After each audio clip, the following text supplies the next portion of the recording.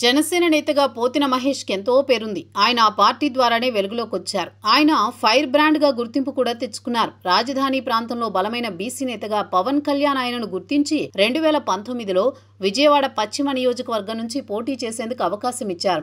ఆయన సైతం వైసీపీ వేవ్లో మంచిగానే ఓట్లు సాధించారు. అయితే పొత్తులో భాగంగా 2024లో పోతిన సీటు కాస్త బీజేపీకి వెళ్లిపోయింది. దాంతో పోతిన ఆవేశపడి జనసేనకు దూరమయ్యారు. ఆ సమయంలో ఆయన ఎలాంటి ముందస్తు హామీలు తీసుకోకుండా వైసీపీలో చేరిపోయారు. 2024 ఎన్నికల్లో ఆయన వైసీపీ వేదిక నుంచి జనసేనను టీడీపీని కలిపి విమర్శించారు. అలా ఆయన ఎంత దూకుడు చేసినా వైసీపీకి ఉన్న యాంటీ ఇంకబెన్సీ వెల్లువగా మారి భారీ ఓటమి పాలు అయ్యింది.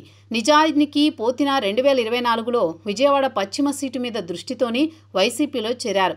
కానీ వైసీపీ మాత్రం ఆ సీట్ని షేక్ ఆసిఫ్కి ఇచ్చింది.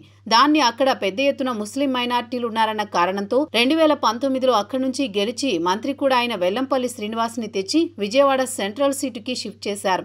ఇలా 2024లో అంతా గందరగోళంగా సాగింది. ఇప్పుడు చూస్తే ఎవరి సొంత నియోజకవర్గాలకు వారు వెళ్లబోతున్నారు. అలా విజయవాడ పశ్చిమ సీట్ని మరోసారి వెల్లంపల్లి శ్రీనివాస్ కోరుకుంటున్నారు. ఆయన 2009లో ప్రజారాజ్యం తరపున తొలిసారి గెలిచారు. 2019లో వైసీపీ నుంచి గెలిచారు. 2014లో బీజేపీ నుంచి పోటీ చేసి ఓటమి పాలయ్యారు. అలా విజయవాడ పశ్చిమతో ఉన్న బంధం వల్ల వెల్లంపల్లి అదే సీటు తనకు లక్కీ అని భావిస్తున్నారు. 2024 ఎన్నికల్లో పోటీ చేసి ఓటమి పాలైన షేక్ ఆసిఫ్కు మరో ఛాన్స్ కావాలని కోరుతున్నారు. ఈ ఇద్దరు నేతలు ఈ సీటు మీద కన్నేసి ఉండడంతో 2029 ఎన్నికల్లో పోతిన మహేష్కి విజయవాడ పశ్చిమ సీటు దక్కే సీన్ లేదంటున్నారు. దాంతో ఆయన వర్గీయుల్లో కలవరం రేగుతోంది.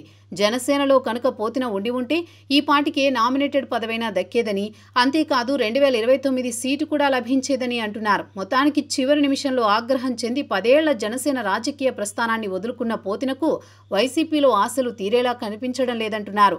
ఆయనని ఇటీవల గుంటూరు పార్లమెంటు పరిశీలకునిగా వైసీపీ అధినాయకత్వం నియమించింది. మరి ఆయన టికెట్ విషయం ఏమిటి అంటే చూడాల్సిందే అంటున్నారు.